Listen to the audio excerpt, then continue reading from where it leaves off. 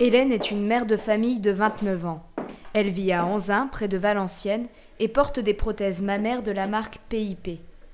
Elle avait souhaité être opérée après la naissance de sa fille, en 2006, pour se retrouver de nouveau à l'aise devant le miroir.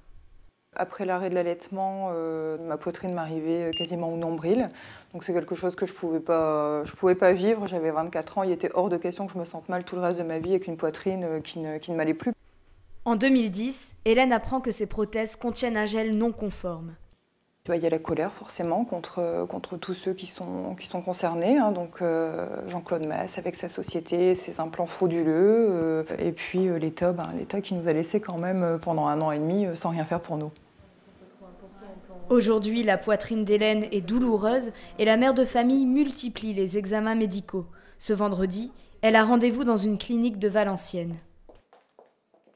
En fait, les 2 prothèses commencent à se dégrader. Donc, du côté gauche, ça commence à suinter, puisqu'on voit vraiment du liquide autour des parois qui sont, elles, vraiment irrégulières. Et puis aussi qu'on voit une petite inflammation qui apparaît en IRM. Donc, je pense qu'effectivement, c'est bien que vous les fassiez retirer rapidement. Hélène est décidée à retirer ses prothèses, d'autant que l'opération est gratuite.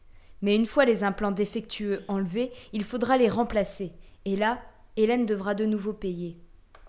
Certains chirurgiens vont vraiment comprendre notre désarroi, savent que l'opération n'était pas prévue, donc font des tarifs entre 6 et 1 500 €, chose qu'on trouve correcte. Et franchement, d'autres abusent et ça a été jusqu'à 9 000 €. On a vu des tarifs exorbitants. Comme beaucoup d'adhérentes de l'association des porteuses de prothèses PIP, Hélène a choisi de s'adresser à un chirurgien basé à Nice. Il pratique des tarifs raisonnables, mais la date de l'intervention chirurgicale n'est toujours pas fixée.